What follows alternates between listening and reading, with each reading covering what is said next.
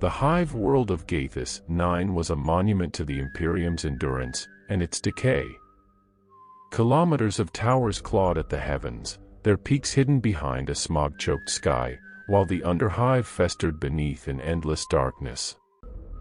There, in the gut of the city, the air tasted of rust and sorrow. Pipes leaked oil like veins bleeding ichor. Voices echoed from unseen corridors, and prayers to the Emperor were whispered more from habit than hope. It began with a signal. The Adeptus Mechanicus listening outpost on the orbital platform Hex 9 received a faint pulse from the void, rhythmic, deliberate, ancient. At first, they thought it was a distress beacon, perhaps from a forgotten transport lost to the warp. The Muggos technician Oris Vane declared it worthy of retrieval. Within hours, a salvage skiff descended into the atmosphere, disappearing through clouds the color of burnt metal. When it returned, its crew was silent. The skiff's hull bore deep scorch marks, as though something inside had tried to claw its way out. The tech priests found no survivors, only a black, bone-like structure fused to the cargo bay. It pulsed faintly, almost alive. Despite the warnings of lesser adepts, Muggos Vane ordered it transported to the bio-research sanctum within the Hive's lower sectors for study. He called it a relic of unknown Xenos origin. He was not wrong. The sanctum was a cathedral of steel and glass, its halls alive with the hum of data spirits.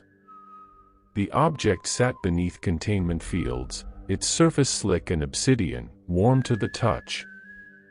For 3 nights it remained inert.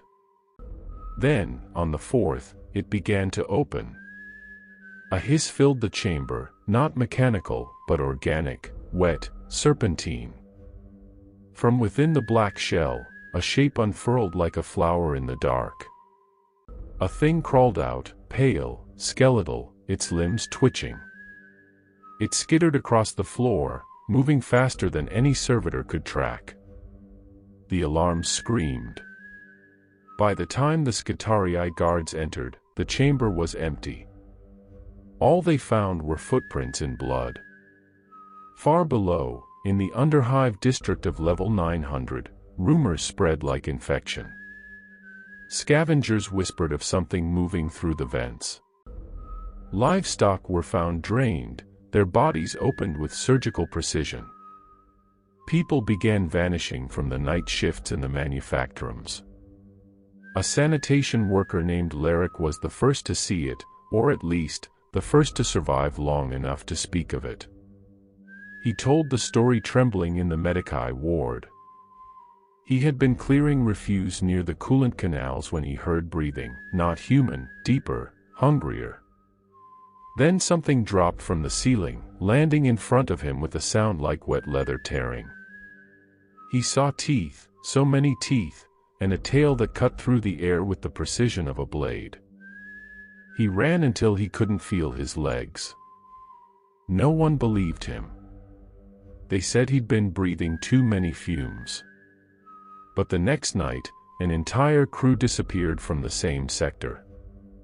In the sanctum, Muggos Vane reviewed the surveillance logs. The creature had disabled the cameras, impossible, yet true. Its movements were too precise, as if it understood machines. He began to fear that it was not merely a specimen but a weapon. Still, he continued the study. He had the corpse of a servitor brought in, or rather, what was left of it. The autopsy revealed a horror beyond comprehension. Something had implanted itself within the servitor's chest cavity, grown, and then erupted outward. The metal ribcage was peeled apart from the inside like paper. That was when Vane understood. It was not one creature. It was a cycle. A brood. And it had already begun. In the following days, power fluctuations rippled through the hive's lower levels. Hab blocks went dark. Vox links filled with static. Patrols were sent, none returned. An emergency lockdown was declared, but it was too late. By the time the Adeptus Arbites arrived, the underhive was a tomb. The walls pulsed with strange resinous growths, black, wet, almost alive. From the shadows came the first screams. Sergeant Callus, leading the Arbites detachment, never forgot the sound. It wasn't a beast's roar, it was many voices shrieking as one, echoing through the steel caverns. His team opened fire, muzzle flashes tearing through the dark. The figures that came at them were fast, too fast, moving in jerks, climbing across the ceilings, their bodies glistening like oil. The Vox went silent. Hours later, a single word crackled through the transmission lines. Eggs. Then static. When dawn broke over Gaethus 9, the smog shimmered a strange color, greenish, alive. Spores drifted down like ash. The upper hive went on with its rituals, unaware that beneath them, something ancient and perfect had awoken. The Xenomorphs had found their new hive. And in the dark belly of the city, they began to build. When the first screams echoed through the lower sectors of Gaethus 9, few noticed. Screams were common in the underhive, a part of the background noise, like the hum of broken turbines or the whisper of recited litanies to the machine god. But this scream was different. It was wet, primal, abruptly cut short. Down in level 912, where the manufactorum sludge pooled knee-deep, a crew of waste haulers went missing. When the overseers sent enforcers to investigate, all they found were the empty suits, torn, shredded, still steaming. The flesh inside was gone. At first, the Adeptus Arbites assumed it was the work of mutant gangs or heretical cults. They sealed the sector and moved on. But as hours turned to days, the disappearances spread, from one corridor to 10, from one hab block to entire subdistricts. Then came the sounds. The Vox relays picked up distant clicks and hisses, so low that they barely registered on the audio spectrum. Some of the tech priests thought it was machine interference. Others believed it was language. Whatever it was, it grew louder each night, a creeping chorus that bled through the walls. In the upper hive, Muggos Oris Vane stared into the holographic projection of the containment breach reports. His eyes, replaced long ago by augmetic lenses, flickered with red data runes. His staff had begged him to evacuate, but he refused. Knowledge, he rasped through his respirator mask, does not fear the dark. It defines it. He was wrong. The last footage from the Sanctum's sub-laboratory showed one of his servitors tearing open a containment door. Something slick and black darted past the lens, too fast to focus. Then, only screams, mechanical, human, indistinguishable.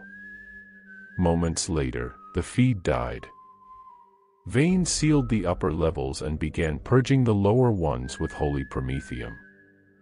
The fires burned for hours, but when the smoke cleared, the resin growths remained, charred, yet alive, spreading like infection through the vents. He whispered to himself, "Emperor, forgive me. It adapts." Meanwhile, in the hive slums, Laric, the same sanitation worker who'd seen the monster, was running again. His leg was still bandaged from the last encounter, but fear kept him moving. He'd seen the brood now, not just one creature, but dozens. They moved like shadows with teeth, crawling across ceilings, through vents, along walls slick with moisture. He had taken refuge in an abandoned shrine to the Emperor, clutching his laspistol with shaking hands. The shrine's candles flickered, though there was no wind. Something scraped behind the altar. Laric whispered a prayer, half plea, half curse. Then he saw it. A face, half human, half nightmare, peered through the dark. its head elongated, smooth as bone, its inner jaw trembling with hunger. It didn't lunge immediately, it studied him, as if toying with the idea of what fear could taste like. He fired once. The bolt struck the wall. By the time he fired again, the creature was gone. Only a faint hiss echoed from above, followed by the soft patter of fluid dripping from the ceiling, blood, but not his. Above the devastation, the Ecclesiarchy's cathedral of light glowed faintly in the smog. Inside, Father Julian, a priest of the Ministorum, held evening mass for a shrinking crowd. The faithful gathered with hollow eyes, seeking comfort from an emperor who no longer answered. For his light endures, even beneath the shadow of. The doors burst open. Leric stumbled in, covered in grime, eyes wild. "They're here," he screamed. "They're in the walls." The crowd murmured in confusion.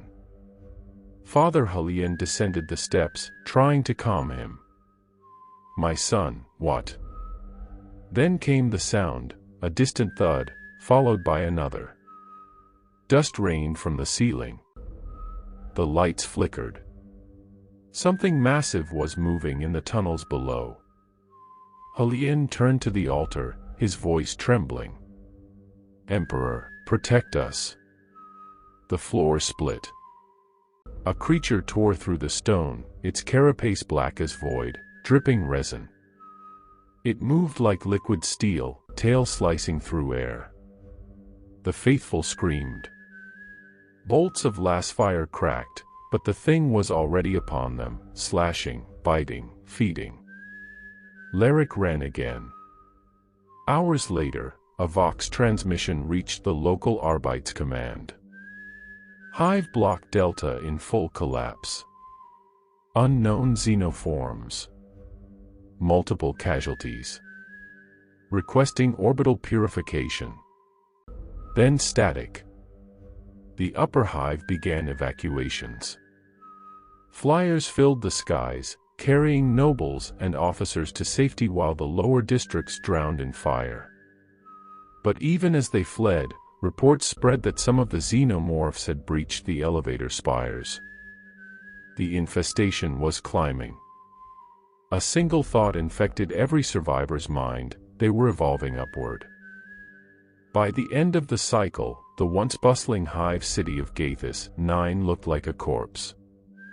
Fires burned through manufactorums, temples, and hab blocks alike. Resinous veins spread across its towers like black tumors. And deep in the heart of the ruins, something larger than the rest stirred, the broodmother, birthed from the remains of a Mechanicus reactor, its abdomen pulsing with eggs. Around it moved dozens of drones, their movements synchronized, building, nesting. The hive was no longer human. It belonged to them. From orbit, Magos Vane watched the chaos through trembling hands. "The cycle is complete," he whispered. "The perfect organism has found faith." He ordered the orbital station to fire. But as the cannons charged, the power grid flickered, a signal overriding the command. The xenomorphs had reached the surface conduits. For a single, horrifying moment, the orbital station received a transmission. It was not human. A hiss, deep and rhythmic, followed by the sound of something breathing through the wires. Then the lights went out. Silence had never existed in the hive before.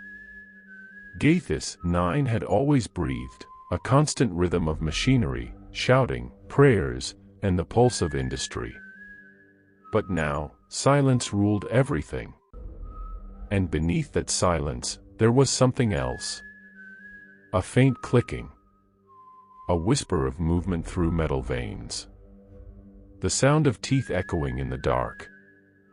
High above the ruined lower sectors, inside the orbital defense bastion Vigilant Crown, Magos Oris Vane stood alone before a hololith flickering with red sigils. His flesh was nearly gone now, replaced with trembling augmetics coated in soot and oil. The data feeds were dead, his connection to the surface severed. But the static wasn't empty. Within the distortion, there were patterns. Rhythms that repeated. Almost like speech.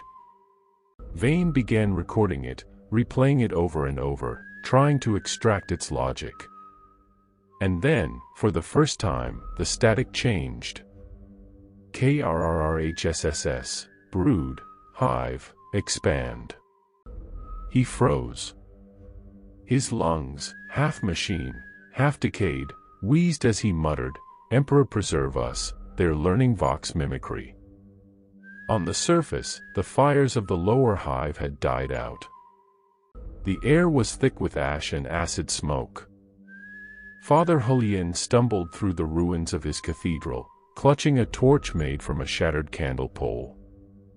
The once golden statues of saints now dripped with black resin. Every breath tasted of death. He walked past the pews, each seat now a cocoon. Within the translucent shells, the faces of his parishioners were still visible, twisted in half-formed screams. He whispered prayers as he passed them, though he no longer believed. Then he heard something move behind the altar. Julian stopped. A soft dragging sound, like wet silk being pulled across stone. He raised his torch. Something hung from the ceiling, upside down, long and pale. For a moment, he thought it was a corpse. Then it breathed. The skin cracked open. A new creature unfolded from inside, smaller, faster, its head elongated and dripping.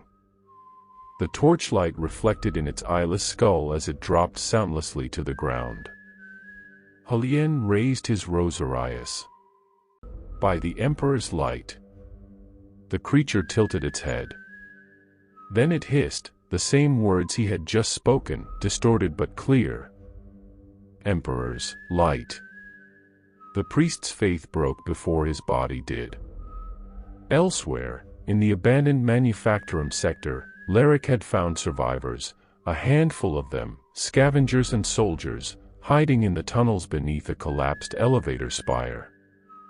They'd gathered weapons from fallen Arbites and heretical cultists alike. The group called themselves the Last Shift, a cruel joke. "We're not making it out," one of them muttered. "They're breeding faster than we can count." Leric checked his Laspistol's charge pack, half spent. "Then we move before they do." They pressed deeper into the tunnels, searching for a way to the upper hive lifts. The resin-covered walls pulsed faintly, alive with heat. Some passages had been reshaped, smooth, organic, like the inside of a creature's throat. When one of the survivors brushed against it, the wall shivered. "Move!" Leric shouted. But it was too late. The floor split open. Dozens of black shapes spilled out, limbs slicing through the dark. Bolter fire lit the corridor in bursts of light, red against black. Screams overlapped with hisses. Blood sprayed across the resin. Leric ran, dragging the only other survivor, a young tech adept named Kira Voss, by the arm. She had seen something in the dark, something worse than the creatures themselves. "They're building, Leric," she gasped. "They're reshaping the hive. They're turning the whole city into..." Her words cut short as the wall beside them opened like a wound. A creature crawled halfway out, not attacking, only watching. Behind its black skull, they saw rows of eggs pulsing softly. "A nest," she whispered. Up in orbit, Vane was losing his mind. The static had become unbearable. Every frequency screamed with the same message, a chorus of clicks forming into phrases, almost liturgical in rhythm. Brood rises. Flesh fades. Hive ascends. He watched as the orbital defenses flickered on by themselves. He hadn't touched the controls. The system was infected. Vane tried to override the core. The cogitator refused his access, responding only with the same repeated phrase across every monitor. "The brood is one." Then he heard movement. The air vents hissed. Something small, metallic and dripping, crawled across the ceiling. Vane turned slowly. The vents above him bulged. Black claws pierced through the steel. One by one, the creatures dropped into the chamber, crawling toward the altar of the Omnissiah he had built years ago. Vane reached for his plasma pistol, trembling. "You cannot breach the sanctum of the machine god." The lead creature leaned forward, its inner jaw trembling just above his face. Then, through its hiss, came a sound that made him drop his weapon. It spoke. "Machine. God." The Muggo screamed until his Vox implant shorted out. Back on the surface, Laric and Kira reached the old transport elevator leading toward the mid-hive levels. Its doors were fused shut by resin. Kira knelt, wiring into the control panel with trembling hands. Behind them, the tunnels hissed. "Faster," Laric whispered. Kira's mechadendrite sparked, forcing the power line open. Almost there. A shriek echoed through the tunnel. Laric raised his laspistol. Shadows flickered on the walls, many of them. The elevator door opened. "Go," she shouted. They dove inside as claws scraped the metal floor. The elevator ascended, slowly, grinding through rusted rails. Through the grating below, they saw the creatures swarming up the shaft after them, climbing faster than the lift could move. Kira grabbed a grenade from her belt, pulled the pin with her teeth, and dropped it down the shaft. A flash. The shaft filled with fire and smoke. For a few heartbeats, there was silence again. Then a faint thud, one of them still climbing. Laric looked at Kira. "We reach the upper hive. We find a ship. We leave Gaethus, 9. She didn't answer immediately. Her eyes were wide, fixed on the elevator's ceiling. Something was dripping. When the lift doors opened, the two stepped into the mid-hive, a place once filled with light and laughter. Now it was dead quiet. The walls shimmered faintly, as if breathing. From the shadows ahead came the sound again. That same rhythmic clicking. But this time, there was music in it. A choir. Hundreds of voices, human, machine, and Xeno, merging in one echoing hum. The sound of devotion twisted into hunger. Kira whispered, "It's not just infection anymore. It's worship." Laric gripped his weapon, staring into the living dark. The hive was evolving, and something in the sound whispered that they were no longer fighting creatures. They were fighting faith itself. The lift shuddered to a stop in the upper hive, once a shining fortress of marble, steel, and golden light. Now it was a graveyard of silence. The cathedral towers, the trade plazas, the Vox arrays, all dimmed beneath a thin mist that shimmered like oil. Laric and Kira stepped out cautiously, their boots crunching over shattered glass. The air was thick with heat and a low, resonant hum. It wasn't mechanical, it breathed, like a pulse echoing through metal. From somewhere deep within the hive, the hum became rhythm, and the rhythm became chanting. One flesh. One will. One song. Kira froze, her Vox implant twitching. "You hear that?" Laric raised his laspistol, scanning the hallways. Voices. Human voices.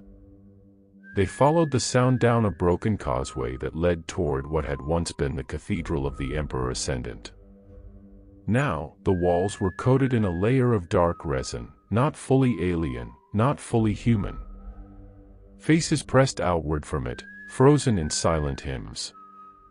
At the cathedral's gates, they found them, the choir. Hundreds of people, kneeling in rows, their bodies wrapped in tendrils of resin. Their eyes glowed faintly white. As they chanted, thin strands pulsed between them, connecting their throats and hearts in a living web. Kira whispered, "They've merged human flesh with the Hive's nervous system." A tall figure stood before the choir, draped in the tattered robes of a priest. His voice led the chant. "The Emperor sleeps. The Hive dreams. Flesh is communion." Leric recognized him. Father Helien. Helien turned, his once kind face now stretched and pale, the veins black beneath his skin. Resin dripped from his fingers like candle wax. "Child," he said softly. "You survived the baptism." "Baptism?"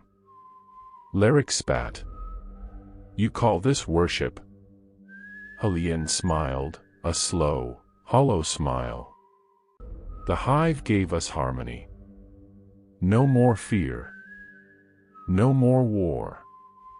Just the hum of one voice." Kira raised her weapon. "You're not speaking anymore, Father. The Hive is speaking through you." Helien stepped forward, his eyes flickering between gold and black. "Then listen, children. The song of our salvation has begun." He raised his hands. The choir's chant deepened. The resin pulsed, alive. Suddenly, the walls burst open. Thin, bone-like spires erupted from the floor, coiling upward. From within the resin, black shapes unfolded, hybrid creatures, half human, half xenomorph. Their skulls were elongated, their spines fused with the flesh of the people they once were. Leric fired. One creature fell, shrieking, but 3 more replaced it. Kira's mechadendrite sparked as she hacked into the cathedral's defense turret system. "Come on," she muttered, teeth clenched. Just one turret still working. The ceiling above them groaned. A forgotten autocannon whirred to life, old, rusted, but ready. Its sensors found movement and opened fire, shredding resin and bone alike. The choir screamed, not in pain, but in ecstasy. Helien raised his arms higher. "See. Even your machines sing with us now." Leric dragged Kira toward a side passage. "We're leaving." But no arguments. They slipped through a broken stained glass window into the maintenance corridors behind the cathedral. The humming grew louder, vibrating through the metal walls. Kira looked back once. The entire cathedral was transforming, its spires twisting into organic towers that throbbed with life. The Hive wasn't spreading anymore. It was building. They ran until their lungs burned. The corridor opened into the upper Hab spires, once home to nobles and officers. Now it looked like a necropolis. The air shimmered with heat, and the stars outside the window flickered strangely. Kira stopped, panting. "Look." Leric turned, and froze. Above the planet, shapes were forming. Not ships, not asteroids, but living structures, forming from spores launched into orbit. They coiled like tendrils, reaching outward, feeding on metal and debris. Kira whispered, "They're growing a hive, in space." Leric stared in disbelief. "No. That's impossible." "Nothing's impossible anymore," she said. "The Muggos warned of this. The infection isn't just biological, it's digital. They're rewriting technology into life. Suddenly, their comms crackled. A voice, faint, broken, but human, whispered through the static. Lyric. Kira, this is Vane. I'm still alive. Kira gasped. Muggos Vane. How? The Hive controls everything now. But there's a signal, hidden inside it. A counter-frequency. I can weaken their network. Meet me at the Vigilant Crown. Bring the relic. The relic. Lyric frowned. What relic? You'll know it when it calls you. Then the signal died. Kira stared into the darkness, her face pale. If he's alive, he's our only chance. Lyric checked his pistol, the charge light flickering weakly. Then we climb. To the surface. To orbit. The humming around them deepened into a bass rumble, not just sound, but presence. Something vast was stirring beneath the planet's crust. As they moved toward the stairwell, the walls trembled. The hum turned into words again, not human, not Xeno, something in between. Ascend. Become. Sing. Lyric looked at Kira. If that's their song, he raised his weapon toward the sky. Then will be the silence. And far above them, in the black between stars, something answered back, a whisper of wings, steel and bone intertwined, as the Hive's first true warform awakened. The climb through the Hive spire was an ascent through madness. What had once been the shining arteries of industry were now pulsing tunnels, lined with slick, veined resin that glowed faintly with inner light. Machinery groaned like breathing lungs, and every few meters, faint whispers echoed through the ducts, echoes of human voices twisted into Hive song. Lyric led the way, his laspistol trembling in his hand, its battery nearly drained. Kira followed, scanning with her auspex, her mechanical limbs twitching nervously. Each reading told the same story, everything above them was alive. The city's structure had become a host body, and they were crawling through its veins. At last, they reached the upper hangar deck, a massive cavern that once housed shuttles for planetary travel. Now, the shuttles were cocooned in resin, their forms melted and fused together into a single mass. In the center of the hangar stood the Vigilant Crown, the last functioning void lifter in the sector, and their only way to reach orbit. But it wasn't alone. Clusters of human forms hung suspended from the ceiling, wrapped in the same black resin. Their faces turned slowly as Lyric and Kira entered, mouths opening in unison. From their throats came a voice, not one, but many layered together into a single note. The signal watches. The signal feeds. Kira raised her gun, whispering, "They're transmitting." The figures convulsed violently, resin snapping as their bodies bent at impossible angles. From their backs burst long, bladed limbs of bone. Their mouths split wide, revealing teeth fused with metal and wire. "Run!" Lyric shouted. The creatures descended like spiders, shrieking. Lyric fired, blasting apart one's head, but another landed behind him, claws slashing across his armor. Kira unleashed a burst from her mechadendrite flamer, the fire igniting resin and bodies alike. The hangar filled with light and smoke. Through the chaos, she saw it, a faint blue glow near the command dais of the Vigilant Crown. It pulsed rhythmically, like a heart. "The relic," she cried. They sprinted toward it.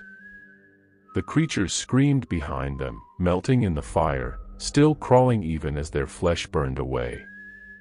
Kira reached the dais and tore open a cocoon of cables to reveal a small orb of polished obsidian. Its surface rippled like water, and within it swirled the faint image of a sigil, a double-headed Aquila, burning with faint gold light. "It's Imperial tech," she whispered. "Old. Pre-heresy make." The orb pulsed once, and the monsters froze mid-motion. For a moment, silence fell. Then a voice, faint and mechanical, resonated from within the relic. "Biosignal confirmed. Hive resonance disruption commencing." The air quivered. The resin on the walls began to wither and peel away. Lyric stared in awe. "It's hurting them." "Or calling something worse," Kira murmured. Then the vox crackled. "Lyric. Kira, you found it." It was Mugos Vane. His voice was faint, broken, but unmistakable. "We have the relic," Lyric said. "But the Hive already knows," Vane interrupted. "That orb is not just a relic. It's a weapon, an ancient Imperial failsafe. It uses psychic resonance to sever Hive communication. You must bring it to me. The orbiting biostructure is feeding on your world's core. I can reverse its signal, but only from the relay above." "Then we're coming," Kira said. "Hold your position. Be swift," Vane warned. "They are listening even now." The link went dead. They boarded the Vigilant Crown, the ship groaning beneath them. The reactor's hum was uneven, but the system still responded. Lyric strapped himself into the pilot's seat, while Kira worked the engines through manual override. As the engines roared to life, the hangar walls began to shake. The resin pulsed faster, as if trying to seal them in. Kira shouted, "They're closing the hangar." Lyric slammed the thrusters forward. The ship burst through the organic barrier, tearing resin apart as it surged into the open sky. Fire streaked across the hull. Below them, the Hive city burned, a colossal wound in the planet's surface, glowing with faint alien light. For the first time in days, they saw stars. But even that beauty was short-lived. Above the planet, something vast loomed, an organic structure spanning miles, like a spiderweb of bone and flesh. From it hung tendrils that reached into orbit, pulsing with energy. Kira's voice trembled. "That's not a Hive ship, that's a world feeder." Lyric gritted his teeth. "Then we end it before it ends us." As the Vigilant Crown broke through the last layer of atmosphere, the relic pulsed again, brighter this time, almost alive. For an instant, Lyric swore he heard whispers not from the Hive, but from something older. "Remember the throne. Remember the light." And far ahead, as they neared the orbiting structure, thousands of red eyes blinked open within the darkness, watching, waiting, hungry. The Vigilant Crown plunged toward them. The void was no escape, it was a new kind of nightmare. As the Vigilant Crown pierced the thin veil of atmosphere, the planet shrank beneath them into a burning scar. Above, the void was thick with movement. Shadowed shapes drifted like whales through black water, each one vast, each one alive. Tendrils of chitin and flesh reached out toward the ship, brushing the hull with an audible groan. "Void density off the charts," Kira said, her eyes darting across the flickering aspects. "We're flying through a graveyard of them." Lyric gripped the controls tighter. "No graves here, Kira. They're still feeding." Ahead of them loomed the world feeder, an immense bioorganic structure coiled around the planet's orbit like a crown of rot. Its outer shell was translucent, showing shifting silhouettes of pulsing organs and vast chambers where tyrannid creatures floated like larvae in wombs of light.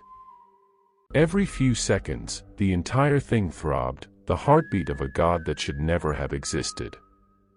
The ship trembled as a psychic wave struck it, echoing through the hull like thunder underwater. For a moment, Lerick saw things that weren't there, walls breathing, stars blinking in rhythm with alien thought. He bit down a scream, blood running from his nose. "Hold together," Kira hissed, slamming a switch. The relic's resonance field is weakening their signal, but it's not enough. "We need to reach the core." The Muggos said the relays inside that thing. Lerick pointed toward a central cavity at the structure's heart, where faint blue light shimmered, Imperial architecture embedded within the Tyranid mass. Kira frowned. "How did Imperial tech get inside it?" "Doesn't matter. We use it to end this." They guided the vigilant crown through the gaps between pulsating spines, every maneuver abrush with death. Massive feeder tendrils lashed out, slicing through space, leaving trails of acid that glowed like starlight. One grazed the ship's side, melting a stabilizer. Warning klaxons screamed. "Engines failing." Kira shouted. "Then we ride the fall," Lerick said grimly. "Brace." The ship plunged into the open maw of the structure. Darkness swallowed them whole. Inside, gravity twisted. The void became a tunnel lined with flesh and iron. They crashed against a fleshy wall that absorbed the impact like muscle. Steam hissed from ruptured vents, and the ship came to rest half buried in living tissue.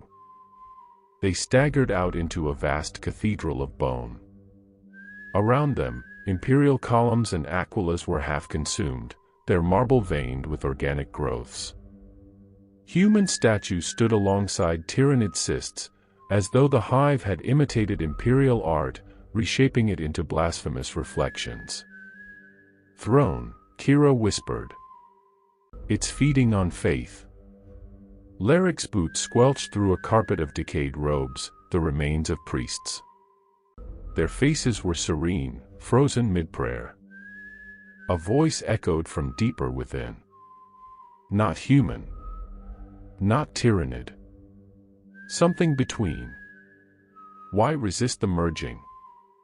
The song was meant to be shared. They turned. A figure approached, tall, cloaked in tattered robes, but its limbs were chitinous, ending in claws. Its skull was half machine, half carapace. The Muggos. "Vain." Kira whispered. The creature inclined its head. "What remains of him?" Lerick raised his weapon. "What did you do?" Vane's voice was calm, cold. "I sought communion. The hive is perfect order, no doubt, no heresy, no fear. I gave it my mind, and it gave me understanding." "Understanding?" Lerick spat. "You've damned billions." Vane's glowing eyes flickered. "Sacrifice is the foundation of progress. You carry the relic, yes. Then you carry hope and despair. It speaks, does it not?" The relic pulsed faintly at Lerick's side. "Give it to me," Vane said softly. "And you will hear the Emperor's true voice, the silence between the screams." Kira fired. The shot tore through his chest, and black ichor poured out, sizzling as it hit the ground. But Vane didn't fall. His body split apart into tendrils, each transforming into smaller Tyranid hybrids that screeched and lunged forward. "Back!"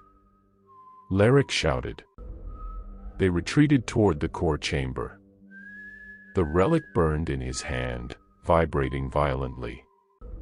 He slammed it into a console, the last piece of Imperial machinery still intact.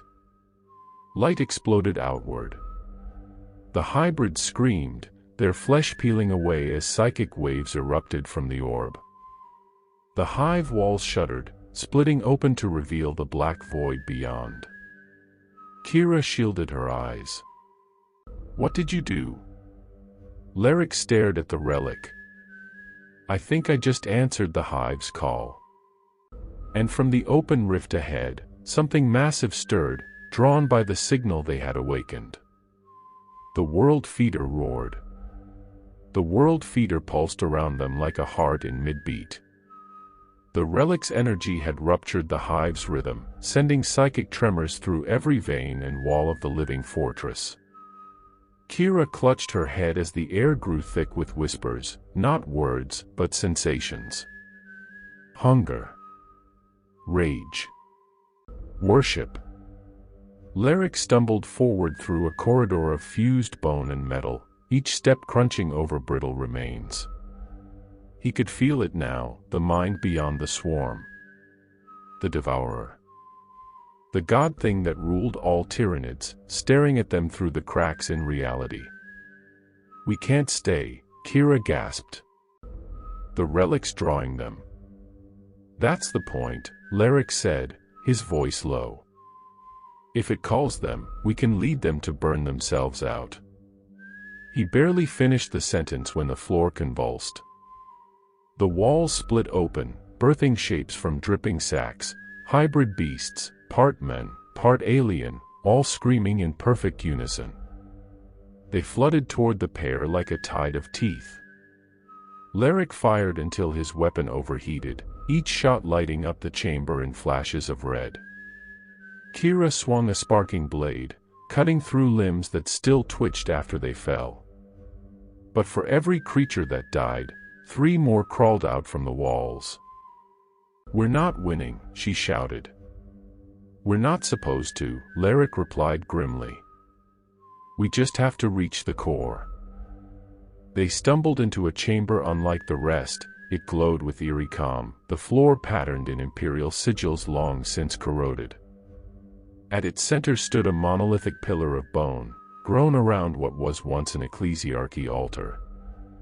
The relic pulsed in Lyric's grip, as if alive, yearning for that place. Kira's voice trembled.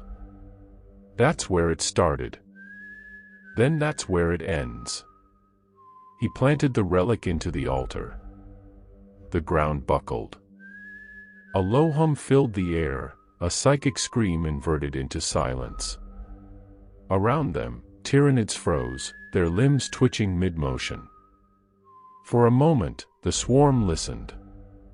Then, from beyond the walls, a deeper voice answered. It wasn't human. It wasn't alien. It was the void itself, speaking through their bones. You offer flame to the ocean. I accept. The hive erupted.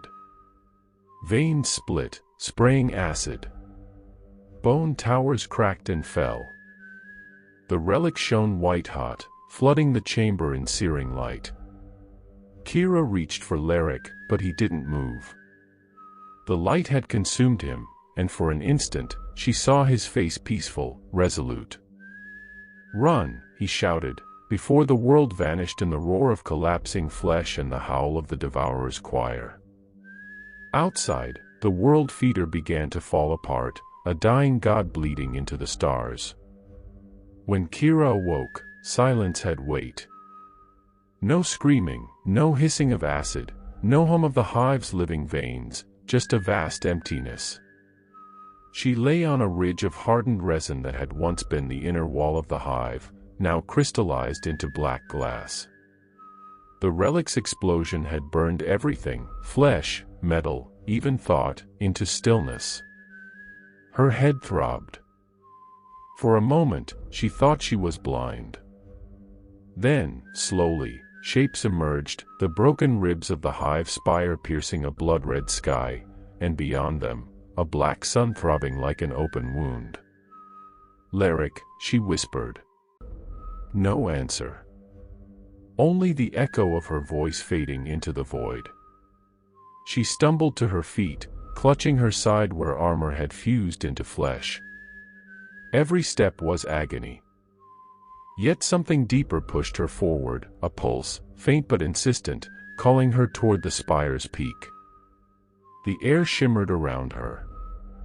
Ghosts flickered at the edges of her vision, not human, not alien. Impressions of thought, the remnants of minds burned away. She saw Leric among them for an instant, his hand reaching out, lips moving in silence. Then he vanished into the heat haze. She reached what had been the altar chamber, now a crater of white ash. At its center lay the relic, or what was left of it. No longer glowing, no longer humming, just a fractured sphere, its inner core still faintly beating. Kira knelt beside it. The heat radiating from the relic seared her gloves, but she didn't move. "You did it," she murmured. "You stopped them." But even as she spoke, the ground trembled. From the edge of the crater, a shadow rose, vast and formless, stitched from the remains of both hive and machine. It wasn't a tyrannid anymore. It wasn't even alive. It was Echo.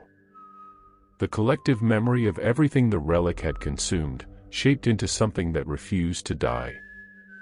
It spoke without sound. "You burned our hunger.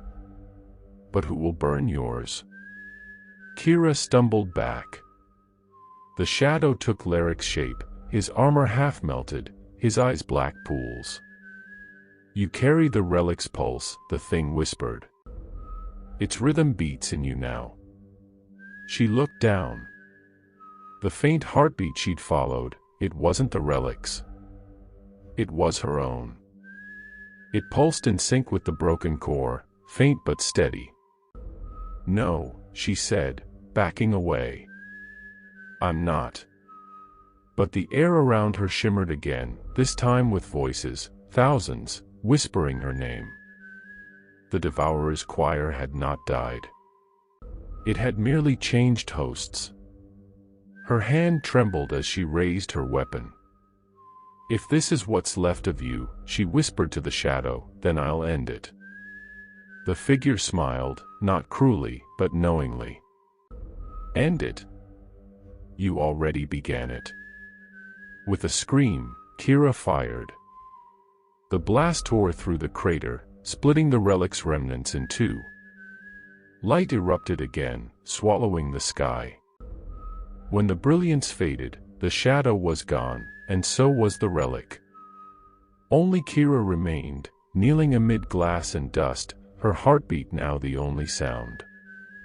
Above, the black sun pulsed once more, and in that rhythm, she heard the faint echo of the Devourer's song. It was softer now. Quieter. Almost peaceful. She rose, clutching her rifle, and looked toward the horizon where the ruins of the hive met the burning sky. The war was over. But something inside her knew it was not an ending. It was a seed, small, silent, waiting. As she walked away, the ground beneath her boots began to pulse again, once, twice, then steady, like the start of a new heartbeat. And somewhere in the void, something ancient whispered back, amused and hungry. "You cannot destroy hunger. You can only feed it." The wasteland stretched endlessly, a cracked, bleeding scar beneath a dying sun. Kira moved across it like a ghost, her armor scorched, her weapon dragging a line through the dust. Every step echoed faintly, as if the ground still remembered the pulse of the hive below. Days, or maybe hours, passed. Time had lost meaning since the relic's detonation. The air shimmered with radiation and faint whispers, too quiet to be wind. Sometimes she thought she heard her own name, sometimes it was Leric's voice, sometimes something else entirely. She reached the edge of what had once been a city, Hive Epidas, now reduced to ruins and bone towers. The ground was littered with melted ceramite, skeletons fused into the earth like shadows burnt into stone. Yet amid the destruction, faint veins of crimson light pulsed, crawling outward like roots. Her gaze followed them to a pit at the city center. It breathed, not metaphorically, but literally. The sand around it rose and fell in rhythm with an invisible heartbeat. Kira's pulse quickened. She knew what it meant. The relic had not died. It had moved. She descended into the pit, every instinct screaming against it. The air grew heavier, almost liquid. Memories bled into her mind, not hers, but those of the hive, of the relic, of something far older. She saw the relic's creation, not by men, nor by Tyrannid, but by something deeper in the galaxy's abyss. A consciousness that did not create for power, but for continuation. A hunger that desired not to consume, but to exist forever. At the pit's heart was a cocoon of pulsating flesh and crystal. Within it, light, dim and steady. Her reflection shimmered across its surface, and for a horrifying moment, the reflection smiled back. "You came back," the voice whispered. It was Laric's tone, warm, broken, haunting. "No," Kira said, stepping back. "You're gone." "You burned me away," the voice answered, soft as static, "but you carried me too." She looked at her hands. The faint glow under her veins pulsed in sync with the cocoon. Her body trembled. The relic's rhythm, it had merged with her completely. She was both destroyer and heir of its hunger. "You turned me into a host." "Not a host. A heart." The cocoon split open. From within, something emerged, not monstrous, not divine. It was Laric, or what was left of him. Half flesh, half light, his face flickering between sorrow and serenity. He reached out. The relic didn't want death. It wanted balance. It wanted a mind strong enough to remember hunger without becoming it. Kira shook her head. "That's not balance. That's infection." Laric's ghost smiled sadly. "Maybe balance always looks like infection from one side." The cocoon's walls pulsed, growing brighter, wrapping around both of them. The heartbeat filled the pit, the world, her skull. She could feel everything, every living cell, every dying ember of the hive, every thought echoing across the ruined galaxy. "Choose," the voice whispered, now not Laric's, but the relic's true tone, ancient, vast, patient. "Feed, and you will become the eternal pulse. Refuse, and silence will swallow all." Her mind spun. Visions unfolded, a universe rebuilt from ruin, her consciousness stretched across it, guiding life like a dark god. No hunger, no pain, just order. But beneath it all, she sensed deceit. Even order had appetite. She screamed, driving her blade into the cocoon's heart. The light burst outward, blinding and pure. The relic's cry was not of anger but sorrow. The pulse faltered, once, twice, then stopped. When her vision cleared, the pit was gone. Only dust. The red veins had turned to ash. Kira stood in silence. The glow beneath her skin dimmed, fading until it was gone. For the first time in what felt like centuries, she felt empty. Not cursed, not divine, just human. A soft breeze rose. It carried with it a faint hum, not from within her, but from far away. The relic's remnants. Or something new beginning. She didn't know. She looked up. The black sun was splitting apart, revealing stars, thousands of them, blinking through the crimson haze. Life beyond ruin. She whispered into the wind, "Laric, if you're still somewhere. I kept your promise." Her voice was swallowed by the air. Then, faintly, a whisper returned, not haunting, not monstrous, simply grateful. "And you ended the hunger."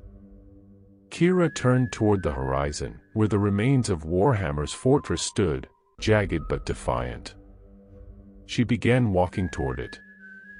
There were stories to tell, records to seal, and perhaps, somewhere, a galaxy that still needed saving from what she'd destroyed. As she walked, the last pulse of the relic flickered beneath the ground, a single beat, like the memory of a dying god. Then silence returned. And in that silence, the universe began to breathe again. The war was over. Not won, not truly lost, just over. In the ashes of Hive Epidas, the world no longer screamed. The wind carried no voices, the ground no longer bled light. Only silence, pure, immense, almost sacred. What little remained of the fortress city stood like bones jutting through ash, its spires broken, its banners turned to dust. A century had passed since Kira vanished into the pit, or so the survivors said.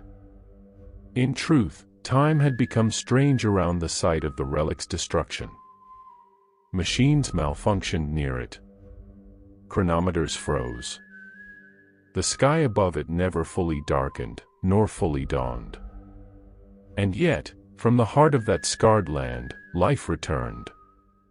Tiny green shoots pushed through the ashen soil. Their leaves shimmered faintly, as though reflecting a light that no longer existed.